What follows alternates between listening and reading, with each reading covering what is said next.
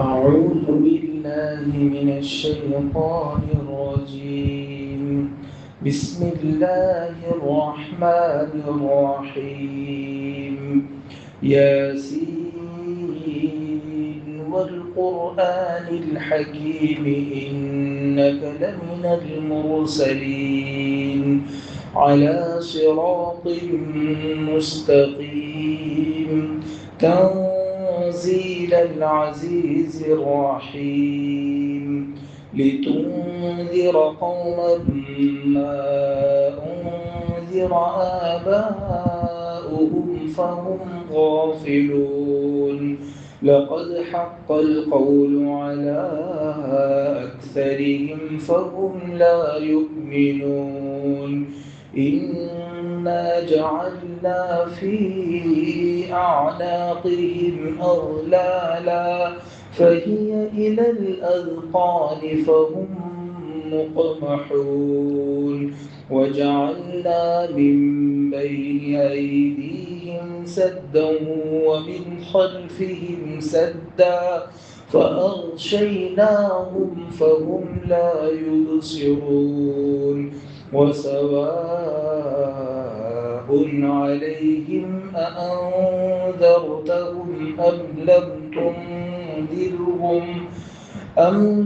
تنذرهم لا يؤمنون إنما تنذر من اتبع الذكر وخشي الرحمن بالغيب فبشره بمغفرة وأجر كريم إنا نحن نحيي الموتى ونكتب ما قدموا وآثارهم وكل شيء أحصيناه في إمام مبين صدق الله العظيم.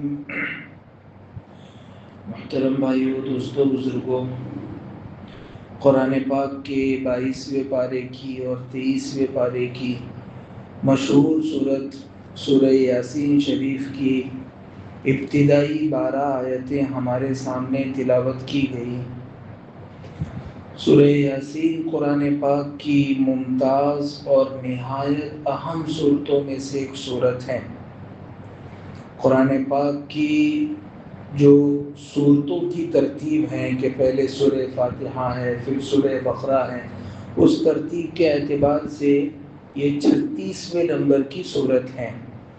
اور قرآن پاک میں صورتوں کے نازل ہونے کی الگ ترتیب ہے. جیسے سب سے پہلے اقرأ بسم ربک کی شروع کی چند آیتیں نازل ہوئی، تو صورتوں کے نازل ہونے کی الگ ترتیب ہے. تو صورتوں کے آسمان سے زمین پر اترنے کی ترتیب کے اعتبار سے اس صورت کا نمبر ہے 41واں. 41ویں نمبر پر 41 نمبر پر یہ صورت نازل ہوئی. اس صورت میں اللہ تعالیٰ نے کل 5 رکوعات ارشاد فرمائے ہیں اور اس کی آیتیں 83 اس کی آیتیں ہیں. 83 آیتوں پر یہ صورت مشتمل ہے.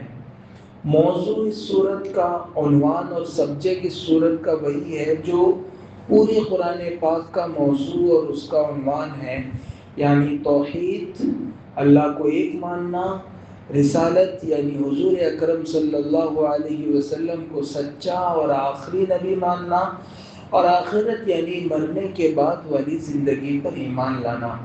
اس صورت سے جو پہلے والی صورت ہے، اس صورت کے آخر میں بھی اللہ تعالیٰ نے یہی حضور اکرم صلی اللہ علیہ وسلم کے سچے اور اللہ کے برگزیدہ پیغمبر ہونے کو ذکر فرمایا تھا. اس صورت کے شروع میں بھی اللہ تعالیٰ نے اسی مضمون کو ذکر کیا ہے.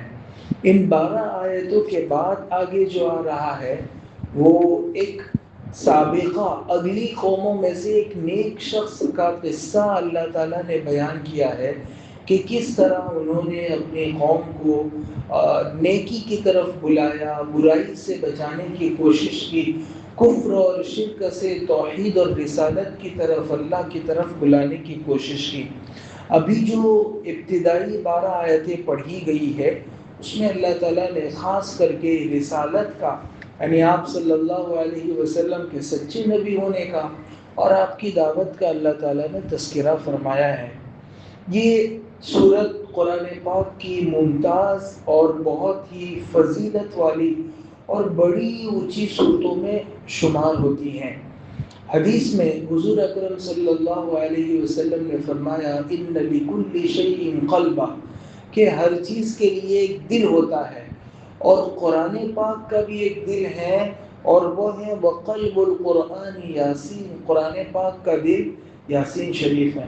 اور پھر اسی حدیث پہ بعض روایات میں اسی حدیث میں آگے اللہ کے رسول صلی اللہ علیہ وسلم نے یہ بھی فرمایا کہ جو شخص اس سورت کو، سورہ یاسین کو ایک مرتبہ پڑھے گا، اللہ تعالیٰ پورا قرآن 10 مرتبہ پڑھنے کے بقدر اس کو ثواب عطا فرمائیں گے۔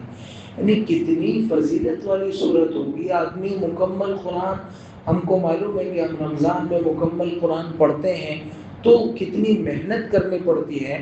اگر کوئی آدمی اس صورت کو ایک مرتبہ پڑھ لے گا تو اللہ تعالیٰ 10 مرتبہ مکمل قرآن پاک پڑھنے کے بقدر اس کو ثواب عطا فرمائیں گے۔ پھر علماء نے اس پر بھی بحث کی ہے کہ آخر اس صورت کو حضور اکرم صلی اللہ علیہ وسلم نے قرآن کا دل کیوں فرمایا؟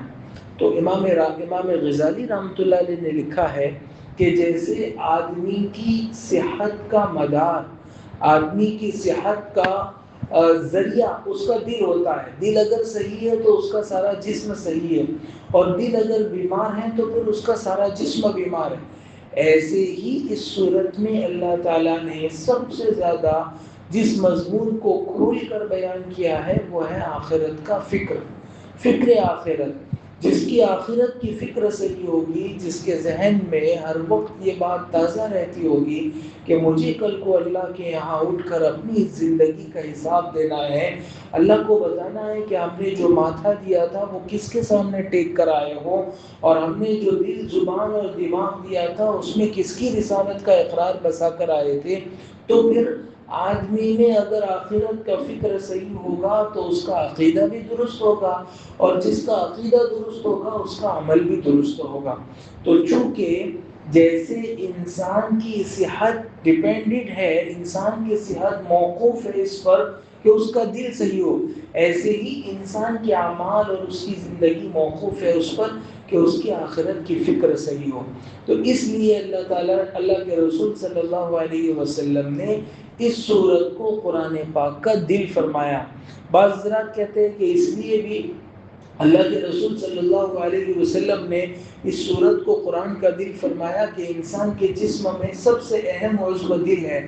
قرآن پاک کی مختلف صورتوں میں سب سے اہم صورت چونکہ سورہ یاسین ہے کہ اس میں اللہ تعالیٰ نے قرآن پاک کے جو بہت سے اہم مضامین ہیں وہ اس صورت میں اللہ تعالیٰ نے بیان فرمائے ہیں، اس لیے بھی اس صورت کو حضور اکرم صلی اللہ علیہ وسلم نے دل سے تعبیر فرمایا۔ بعض حضرات کہتے ہیں کہ اس لیے دل کہا کیونکہ قرآن پاک میں صورتوں اور آیات کی تعداد کے اعتبار سے الگ الگ صورتیں ہیں۔ بعض صورتیں وہ ہیں جو بہت زیادہ لمبی ہیں، 100 اور 100 سے زیادہ آیتوں پر مشتمل ہیں۔ بعض صورتیں وہ ہیں جو بہت چھوٹی چھوٹی ہیں، جیسے قرآن پاک کے اخیر کی صورتیں ہیں۔ بعض صورتیں وہ ہیں جو درمیانی سائز کی ہیں، چونکہ دل بھی انسان کے اعضاء میں سے درمیانی شمار ہوتا ہے، اور یہ صورت بھی درمیانی سائز کی ہے، اس وجہ سے اس کو حضور صلی اللہ علیہ وسلم نے قرآن پاک کا دل فرمایا۔ بہرحال اس حدیث میں یہ مضمون آیا کہ یہ قرآن پاک کا دل ہے، اور جو اس کو ایک مرتبہ پڑھتا ہے اللہ تعالیٰ اس کو 10 مرتبہ مکمل قرآن پاک پڑھنے کی بقدر ثواب عطا فرماتے ہیں۔ اس لیے ہم سب کو یہ نیت کرنی چاہیے کہ کم از کم 24 گھنٹوں میں دن میں ایک مرتبہ سورہ یاسین شریف کی تلاوت ضرور ہونی چاہیے۔ مرد حضرات اس معاملے میں خصوصی طور پر غفلت کے شکار ہوتے ہیں۔ عورتیں تو مغرب کے بعد ان کے اپنے معمولات ہوتے ہیں، 24 صورتیں، 16 صورتیں، مومن کا ہتھیار اور اس طرح کی جو چھوٹے چھوٹے رسالے ہوتے ہیں، عام طور سے گھروں پر عورتیں سورہ ملک، سورہ واقعہ، سورہ یاسین اور سورہ الحاقہ، ان سب کے پڑھنے کی عادی ہوتی ہیں، لیکن مرد حضرات یہ موقع اکثر چوک جاتے ہیں۔ اس لیے قرآن پاک کی اس سورت کے دن میں ایک مرتبہ کم از کم پڑھنے کی عادت رکھنی چاہیے۔ بلکہ حدیث میں یہ مضمون ملتا ہے کہ جو شخص صبح سویرے دن کی ابتدا میں اس سورت کو پڑھتا ہے، اللہ تعالیٰ اس کی دن بھر کی تمام ضروریات کی اللہ تعالیٰ کفالت فرماتے ہیں، یعنی اللہ اس کی ساری ضرورتیں پوری فرما دیں گے۔ اسی لیے مدرسوں میں عام طور سے سارے مدرسوں میں یہ نظام ہوتا ہے کہ فجر کی نماز کے بعد سب طلباء کے لیے لازم ہوتا ہے کہ وہ قرآن پاک کی اس سورت کی تلاوت کریں۔ تو ہمیں بھی قرآن پاک کی اس سورت کی تلاوت کی عادت ڈالنا چاہیے۔ ہمارے دن بھر کے کتنے رکے ہوئے کام ہوں گے جو قرآن پاک کی اس سورت کے پڑھنے کی برکت سے اللہ تعالیٰ آسان فرما دیں گے۔ بعض روایتوں میں یہ بھی آتا ہے کہ اللہ تعالیٰ نے زمین اور آسمان کو پیدا کرنے سے 1000 سال پہلے یہ سورت خود اللہ تعالیٰ نے تلاوت فرمائی۔ فرشتوں نے جب سورہ طٰہٰ اور سورہ یاسین، یہ دونوں سورتیں فرشتوں نے جب سنی تو وہ کہنے لگے کہ کتنی اچھی امت ہے، کتنی خوش قسمت اور کتنی نیک بخت ہے وہ امت جس پر اللہ تعالیٰ، جن کے لیے اللہ تعالیٰ یہ سورتیں نازل فرمائیں گے، اور کتنے مقدس دل ہیں، جو کتنے مبارک دل ہیں، کتنے خوش قسمت دل ہیں جو اس سورت کو اپنے سینے میں محفوظ کریں گے، اور کتنی مبارک ہیں وہ زبانیں جن زبانوں پر اللہ تعالیٰ کی طرف سے یہ سورتیں جاری ہوگی۔ تو فرشتوں نے اس پر رشک کیا ہے، اور اس سورت کے حافظ، یعنی ہم کو یہ سورت زبانی کر لینی چاہیے۔ یہ سورت زبانی کر لینے کی فضیلت ایک تو یہ ہے کہ فرشتوں کی یہ دعا حاصل ہوگی۔ پھر بعض روایت میں یہ مضمون ملتا ہے کہ حضور صلی اللہ علیہ وسلم نے فرمایا کہ میری چاہت اور خواہش یہ ہے کہ میرے ہر امتی کے دل میں سورہ یاسین ہو۔ جب حضور اکرم صلی اللہ علیہ وسلم کی چاہت اور خواہشیں ہیں، ہم اپنے بڑوں کی، اپنے ماں باپ کی، اپنے اساتذہ کی، اپنے ٹیچرز کی، اپنے گاؤں کے بڑوں کی خواہش اور ان کی تمنا کا آدمی لحاظ رکھتا ہے اور ان کی چاہت کو پوری کرنے کی کوشش کرتا ہے، تو جو ہمارے سب سے پیارے اور چہیتے رسول صلی اللہ علیہ وسلم ہیں، ان کی اس خواہش اور تمنا کو بھی پورا کرنے کی نیت کرنا چاہیے۔ آسان ہے، روزانہ ایک آیت بھی آدمی یاد کرے تو 2-3 مہینوں میں آسانی سے پختگی کے ساتھ وہ سورہ یاسین مکمل کر لے گا۔ بلکہ مکتب میں بھی بچوں کو، جو بچے حافظ ہوتے ہیں وہ تو کرتے ہی ہیں، جو بچے حافظ نہیں ہو رہے ہیں، قرآن پاک مکمل ہو چکا ہے، تو ان کو اس طرح کی صورتیں یاد کروانے کا معمول بنانا چاہیے۔ جو بڑی بڑی اور اہم سنتیں ہیں، یاسین شریف ہے، سورہ ملک ہے، الف لام میم سجدہ ہے، اور سورہ دخان ہے، اس طرح کے معمولات کی جو صورتیں ہیں وہ ان کو یاد کرنے کی عادت ڈلوانی چاہیے۔ اور بعض حدیثوں میں آتا ہے کہ اگر کسی شخص نے اللہ کو خوش کرنے کے لیے یہ سورت پڑھی تو اللہ تعالیٰ اس کے زندگی کے پہلے سارے چھوٹے گناہ معاف فرما دیں گے، جتنے اس کے گناہ ہیں، گناہ صغیرہ، وہ سارے کے سارے اللہ تعالیٰ معاف فرما دیں گے۔ اور چونکہ اس سورت کے پڑھنے سے اللہ گناہوں کو معاف فرماتے ہیں، اسی لیے اسی روایت میں آگے حضور صلی اللہ علیہ وسلم نے فرمایا، سو تم اپنے مردوں پر بھی یہ سورت پڑھا کرو۔ اسی لیے قبرستان میں جاتے ہیں تو قبر کے پاس یہ سورت مردوں کے لیے پڑھتے ہیں کہ اس سورت کی برکت سے اللہ تعالیٰ ان کے گناہ معاف فرمائیں گے۔ بلکہ علماء نے لکھا ہے کہ مردوں کے پاس پڑھا کرو، اس میں مردے بھی شامل ہیں اور جو ابھی مرنے کے قریب ہے وہ بھی شامل ہیں۔ اس طرح کا مضمون صحابہ سے ملتا ہے کہ جو شخص مرنے کے قریب ہوں، اس کے سامنے اس کے سرہانے یاسین شریف کی تلاوت کی جاتی ہے تو اللہ تعالیٰ موت کا عمل اس پر آسان کر دیتے ہیں۔ حضرت مفتی سعید صاحب پالنپوری رحمۃ اللہ علیہ نے لکھا ہے اپنی کتاب تفسیر ہدایت القرآن میں کہ یہ جو عمل ہے کہ جس کی موت قریب ہو اس کے سامنے یہ پڑھا جائے، تو اس کے پڑھنے کا صحیح وقت ہے جب وہ ہوش میں ہو۔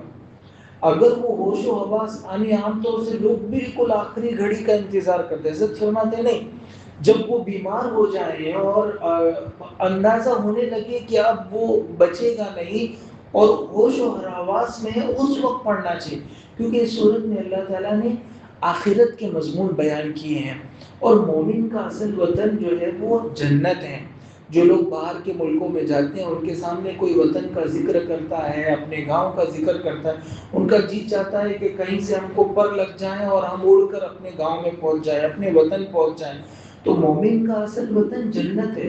حضرت آدم جنت سے آئے تھے، تو جب مومن کے سامنے جنت کا، آخرت کا تذکرہ ہوگا تو اس کی روح بڑبڑائے گی اور وہ جنت کی طرف جانے کے لیے بے چین ہوگی۔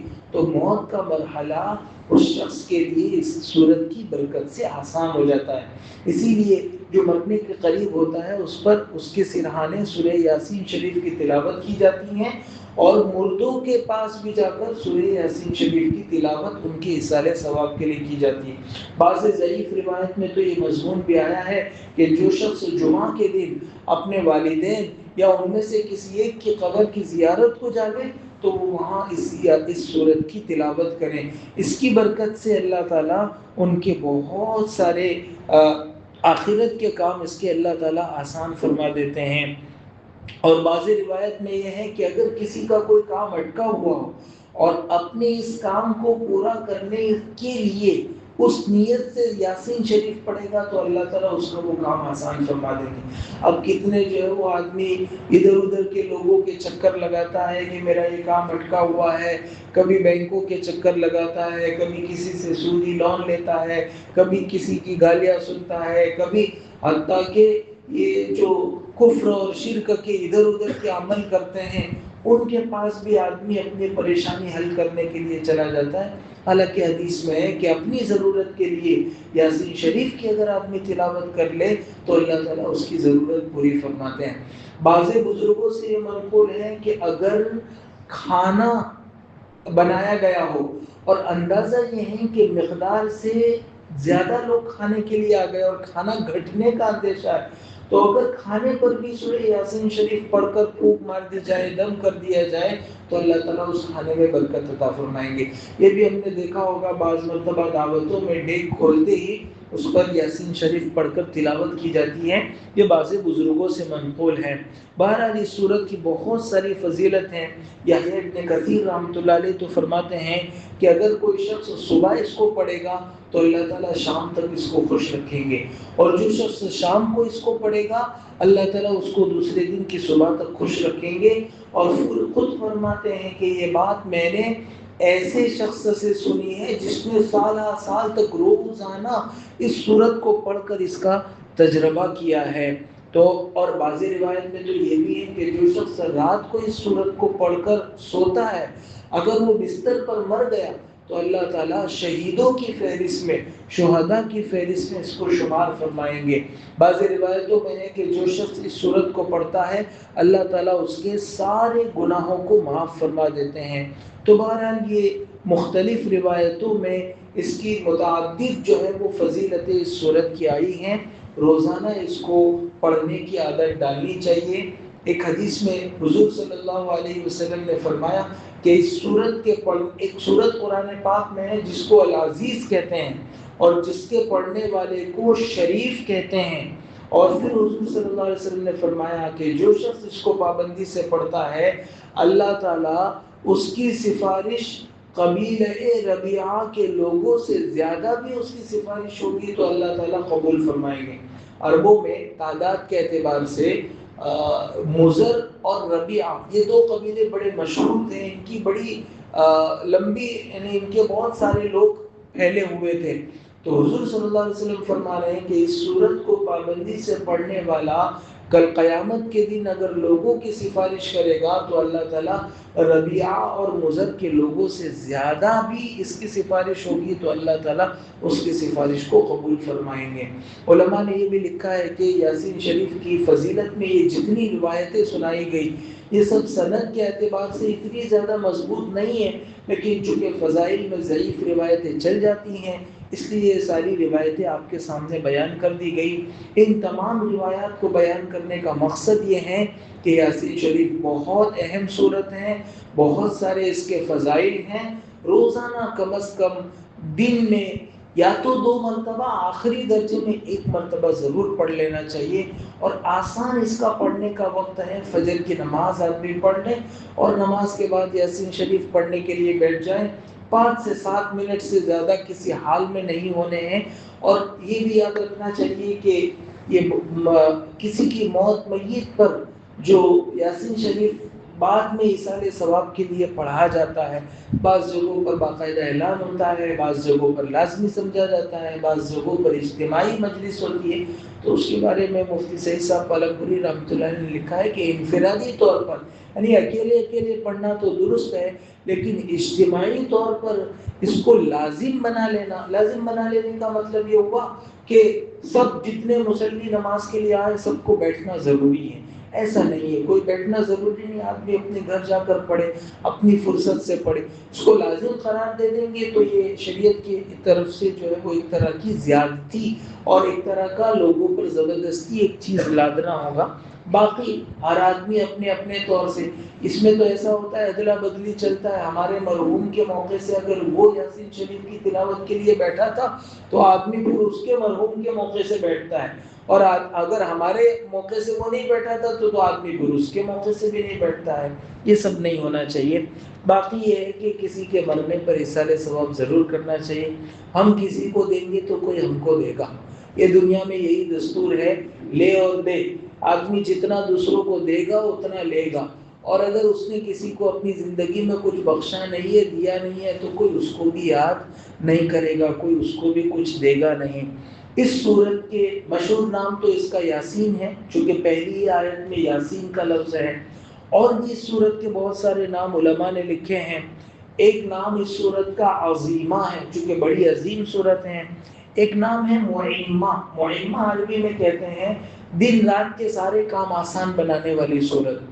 ایک نام اس سورت کا ہے مدافعہ، بلاؤں کو اور مصیبتوں کو دفع کرنے والی اور ٹالنے والی سورت. اس سورت کو پڑھتے ہیں تو اللہ تعالیٰ اس کی برکت سے مصیبتیں انسانوں سے ہٹا دیتے ہیں.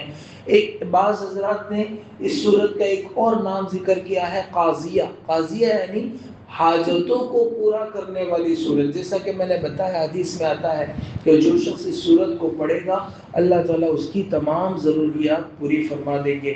بہرحال ہم سب اس کی نیت کریں کہ انشاءاللہ آج سے اپنی زندگی کے معمولات میں سے اس کو بنائیں گے کہ 24 گھنٹے میں ہو سکے تو 2 مرتبہ، نہیں تو کم از کم 1 مرتبہ ضرور بھی ضرور اس سورت کی تلاوت کریں گے. اللہ تعالی ہم سب کو اس کی توفیق عطا فرمائے. آیت کریمہ پہلی آیت ہے یاسین. اس آیت میں یاسین کا کیا ترجمہ ہے؟ تو علماء کہتے ہیں کہ اس کا کوئی ترجمہ نہیں کر سکتے ہیں. حروف مقطعات، صورتوں کے شروع کے جو حروف ہیں اس کا ترجمہ نہیں ہوتا. بعض علماء نے اس کے ترجمے بتائے لیکن وہ یقینی نہیں ہے، امکانی ترجمے. جیسے یہ یاسین کے سلسلے میں بعض حضرات نے یہ بتایا ہے کہ یہ یاسین میں اللہ تعالیٰ نے انسان کو مخاطب کیا ہے. یا کا مطلب ہوتا ہے ایک، جب کسی کو پکارتے ہیں یا زید یا عمر یا بکر تو یا کا مطلب ہے ایک، اور سین کا مطلب ہے انسان. انسان میں سے سین لیا گیا ہے تو یاسین یعنی اے انسان. اور انسان سے کون مراد ہے؟ انسانی کامل.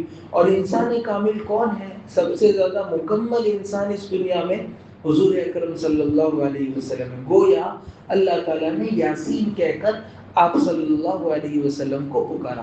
اور بعض علماء تو کہتے ہیں کہ اتنا لمبا چوڑا یعنی ادھر سے آ کر کان پکڑنے کی ضرورت نہیں ہے. یاسین آپ صلی اللہ علیہ وسلم کے صفاتی ناموں میں سے ایک نام ہے. تو جب یاسین آپ صلی اللہ علیہ وسلم کے وہ اقبال کا جو مشہور شعر ہے اس میں بھی اقبال نے آپ صلی اللہ علیہ وسلم کا یہ وصفی نام ذکر کیا ہے. وہ دانائے سبل ختم الرسل مولا کل، جس نے غبار راہ کو بخشا فروغ وادی سینا. پھر آگے کیا ہے؟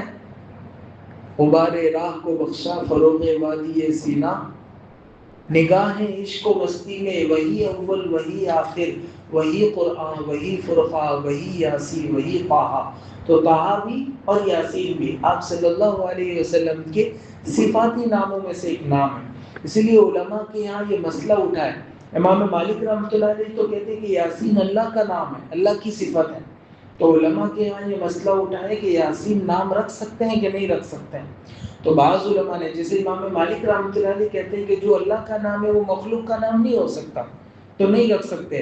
بعض علماء نے، مفتی محمد شفیع عثمانی رحمۃ اللہ علیہ نے لکھا ہے کہ یاسین ایک تو قرآن پاک میں جیسے لکھا ہوا رہتا ہے کہ صرف یا اور سین لکھی ہے، یا پر کھڑا زبر ہے اور سین پر مد ہے، ایک طریقہ لکھنے کا یہ، اور ایک طریقہ یاسین لکھنے کا ہے اردو اور عربی میں کہ یا الف سین یا نون پورا تفصیل سے لکھا جائے۔ تو اگر اس طرح نام لکھتے ہیں تو پھر علماء نے گنجائش دی ہے کہ یاسین نام رکھا جا سکتا ہے۔ بہرحال یہ جو یاسین ہے اللہ کا نام بھی ہو سکتا ہے، حضور صلی اللہ علیہ وسلم کا صفاتی نام بھی ہو سکتا ہے، اور سب سے آسان راستہ ہے سورتوں کے شروع میں جو حروف ہیں جن کو حروف مقطعات کہتے ہیں، ان کا سچا اور حقیقی اور یقینی ترجمہ کوئی بھی آدمی نہیں بتا سکتا ہے۔ یہ اللہ تعالیٰ نے کچھ چیزیں انسانوں سے چھپا کر رکھی ہے تاکہ انسان کو یہ دھوکہ نہ ہو جائے کہ میں بہت کچھ جاننے والا ہوں، اس لیے جان بوجھ کر اللہ تعالیٰ نے اس کو چھپا کر رکھا ہے۔ یاسین والقرآن الحکیم انک لمن المرسلین علی صراط مستقیم، قسم ہے حکمت سے بھرے ہوئے قرآن کی۔ والقرآن الحکیم کا دوسرا ترجمہ کیا ہے اس قرآن کی قسم ہے جس کی دلیلیں بہت پکی ہیں، چونکہ آگے آپ صلی اللہ علیہ وسلم کے نبی اور رسول ہونے کو بیان کیا ہے۔ آپ کی رسالت کی دلیل کیا ہے؟ تو فرمایا کہ آپ کی رسالت کی دلیل قرآن پاک ہے۔ اللہ تعالیٰ نے آپ صلی اللہ علیہ وسلم کو بہت سارے معجزے عطا فرمائے تھے۔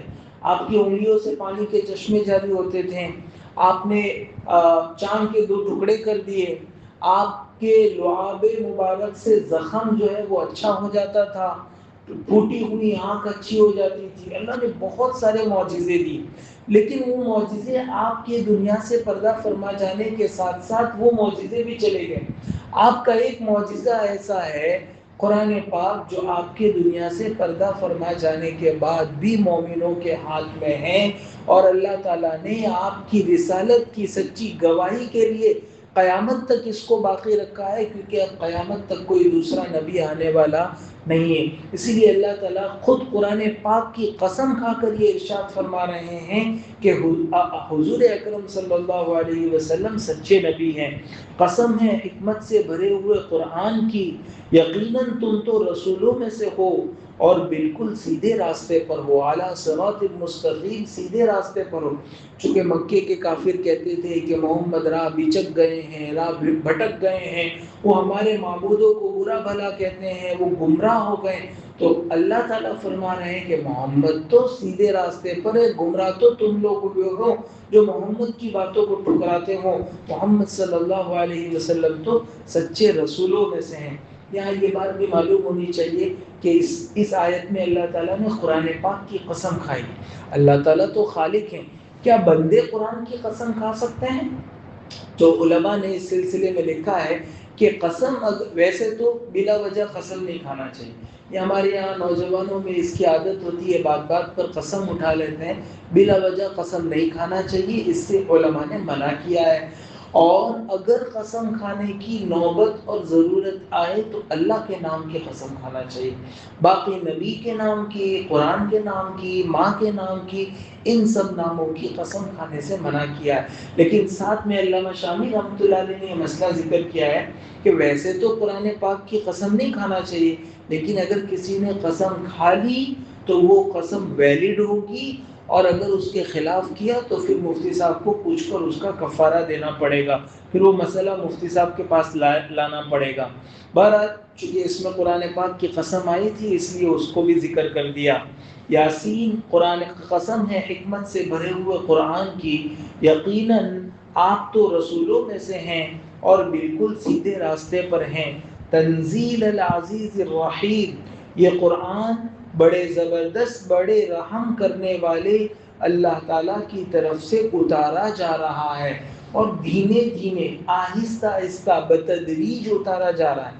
ایسا نہیں کہ اللہ تعالیٰ نے جیسے حضرت موسیٰ علیہ السلام کو کہا کہ وہ طور پہاڑ پر جاؤ، وہاں کچھ صحیفے رکھے ہوئے ہیں، وہ لے کر آؤ اور اپنی قوم کو بتا دو۔ ایک ساتھ سارا قرآن نہیں دیا، بلکہ اللہ تعالیٰ نے دھیرے دھیرے، عربی میں 2 لفظ ہیں، ایک لفظ ہے تنزیل، تنزیل کا معنی ہوتا ہے دھیرے دھیرے اتارنا، اور ایک لفظ ہے عربی میں نازل کرنا، انزال کا لفظ ہے، اس کا مطلب ہوتا ہے ایک ساتھ پورا نازل کرنا۔ تو اللہ تعالیٰ نے لوح محفوظ سے آسمانی دنیا پر تو ایک ساتھ نازل کیا، اور پھر وہاں سے جیسی جیسی آپ صلی اللہ علیہ وسلم کو اور لوگوں کو ضرورت پڑی، 23 سال کے قلیل عرصے میں اللہ تعالیٰ نے تھوڑا تھوڑا کر کے نازل کیا۔ یہ اللہ کی اپنی خاص حکمت ہے۔ جو اچھا ٹیچر ہوتا ہے یا جو اچھا بادشاہ ہوتا ہے، وہ ایک ساتھ سارے قانون نافذ نہیں کرتا، دھیرے دھیرے دھیرے دھیرے لوگوں کو اصل منزل کی طرف لے جاتا ہے۔ تنزیل العزیز الرحیم، یہ قرآن بڑے زبردست، بڑے رحم کرنے والے اللہ تعالیٰ کی طرف سے دھیرے دھیرے اتارا جا رہا ہے۔ کیوں اتارا جا رہا ہے؟ لِتُنذِرَ قَوْمًا مَّا أُنذِرَ آبَاؤُهُمْ فَهُمْ غَافِلُونَ، تاکہ تم ایک ایسی قوم کو عذاب سے ڈراؤ جن کے باپ دادے قریب میں کسی رسول کے ذریعے ڈرائے نہیں گئے تھے، اس لیے وہ غفلت میں پڑے ہوئے ہیں۔ یعنی اس آیت میں عربوں کو اللہ تعالیٰ نے خطاب کیا ہے کہ عرب حضرات عام طور سے اس سلسلے میں دین حق کے سلسلے کی باتوں سے بے خبر تھے، کیونکہ بہت پہلے حضرت ابراہیم علیہ السلام اور ان کے بعد حضرت اسماعیل علیہ السلام عربوں میں نبی بنا کر بھیجے گئے تھے، اس کے بعد سے کوئی نبی نہیں آیا تھا، تو کافی فاصلہ ہو گیا۔ باقی سارے انبیاء بنو اسرائیل میں سے آ رہے تھے، ان کی طرف کوئی نبی نہیں آیا تھا، اس لیے اللہ تعالیٰ نے کہا کہ خاص کر تم میں محمد کو اتارا گیا ہے۔ اس کا مطلب یہ نہیں کہ محمد صرف عربوں کے رسول ہے، محمد پوری انسانیت کے رسول ہے صلی اللہ علیہ وسلم، لیکن تم میں خاص اس لیے اتارا گیا ہے کہ ماضی قریب کے زمانے میں ایک لمبے زمانے تک کوئی رسول تمہارے درمیان نہیں آیا، اور ظاہر ہے کہ جب رسول نہیں آیا تو خرابیاں بھی زیادہ پھیل گئی ہے، کوئی بتلانے والا تم میں نہیں رہا، تو اس وجہ سے خرابیاں زیادہ پھیل گئی ہیں۔ اس لیے اللہ تعالیٰ نے یہ قرآن پاک نازل کیا تاکہ تم ایک ایسی قوم کو عذاب سے ڈراؤ جن کے باپ دادے قریب میں کسی رسول کے ذریعے سے ڈرائے نہیں گئے تھے، اس لیے وہ غفلت میں پڑے ہوئے ہیں۔ یہ قرآن پاک کی اس سورت کی 6 آیتوں کا ترجمہ اور ان 6 آیتوں کی یہ تفسیر ہوئی۔ انشاءاللہ بقیہ آیتوں کی تفسیر پھر اگلے درس میں انشاءاللہ کریں گے۔ ویسے اس وقت 12 آیتیں تلاوت کی گئی تھی، لیکن وقت نہیں ہے، اس لیے 6 آیتوں پر اکتفا کرتے ہیں۔ آج کی مجلس کا خصوصی پیغام یہ ہے کہ ہم سب کو قرآن پاک کی اس سورت کے ساتھ خاص محبت ہونی چاہیے۔ ہمارے سرکار صلی اللہ علیہ وسلم کی یہ چاہت تھی کہ میرے ہر امتی کے دل میں یہ سورت محفوظ ہو۔ فرشتوں نے رشک کیا اور کہا خوش قسمت ہے وہ زبانیں جن زبانوں پر یہ سورت ہو۔ ہم اگر حفظ نہیں کر سکتے ہیں تو کم از کم روزانہ اس سورت کی تلاوت کی عادت ضرور ڈالیں، اور ویسے بھی جو روزانہ اس سورت کی تلاوت کرے گا، ظاہر ہے کہ روزانہ کی تلاوت کی برکت سے اچھی خاصی سورت ویسے ہی محفوظ ہو جائے گی۔ اسی لیے تراویح میں رمضان میں تراویح کے موقع سے جب یہ سورت آتی ہے تو مسجد کے بہت سارے مصلی امام صاحب کو لقمہ دینے کے لیے تیار رہتے ہیں، کیونکہ یہ سورت اکثر لوگوں کو یاد ہوتی ہیں، تو صرف یاد ہونا کافی نہیں ہے، روزانہ اس کی تلاوت کرنا چاہیے۔ اللہ تعالی ہم سب کو اس کی توفیق اور سعادت عطا فرمائے۔ سبحانك اللهم وبحمدك وتبارك اسمك وتعالى جدك ولا إله غيرك، اللهم صل على سيدنا ومولانا محمد وعلى آل سيدنا ومولانا محمد كما صليت على إبراهيم وعلى آل إبراهيم إنك حميد مجيد، اللهم بارك على سيدنا ومولانا محمد وعلى آل سيدنا ومولانا محمد كما باركت على إبراهيم وعلى آل إبراهيم إنك حميد مجيد۔ ربنا ظلمنا أنفسنا وإن لم تغفر لنا وترحمنا لنكونن من الخاسرين، ربنا آتنا في الدنيا حسنة وفي الآخرة حسنة وقنا عذاب النار، ربنا اغفر لنا ولوالدينا ولأساتذتنا ولمشايخنا ولمن حقه علينا. اے اللہ ہم سب کے گناہوں کو معاف فرما. اے اللہ ہماری خطاؤں سے درگزر فرما. اے اللہ ہماری سیئات سے درگزر فرما. اے اللہ ہماری سیئات کو حسنات سے مبدل فرما.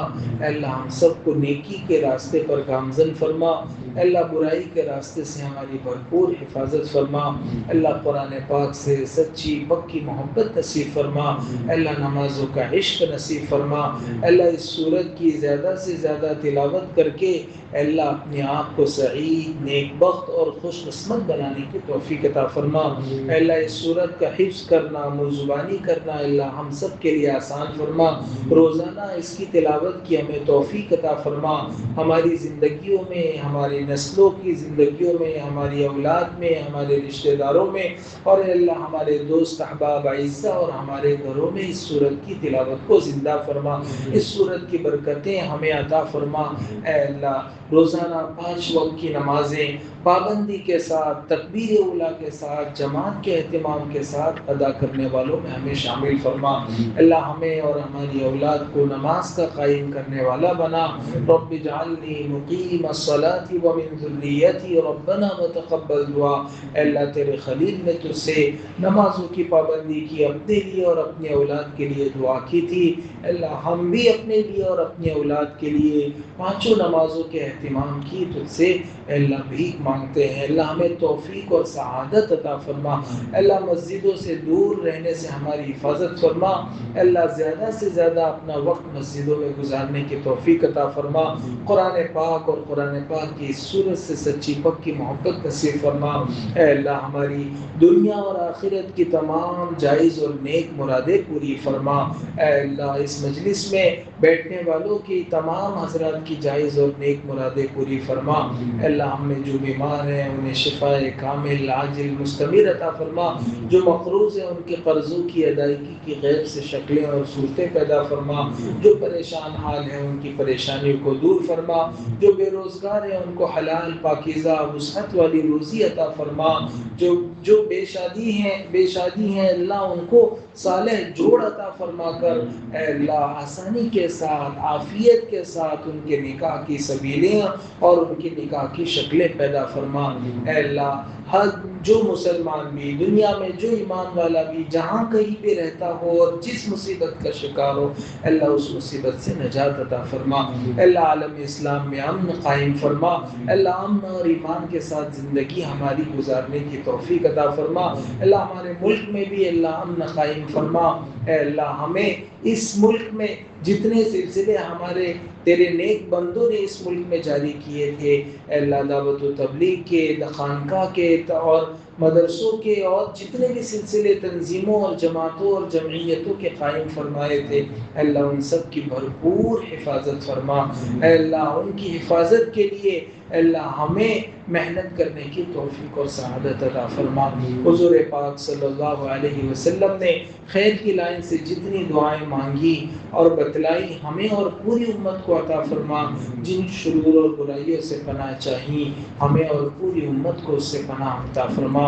محض اپنے فضل اور کرم سے اور نبی پاک صلی اللہ علیہ وسلم کے صدقے طفیل ہماری دعاؤں کو قبول فرما.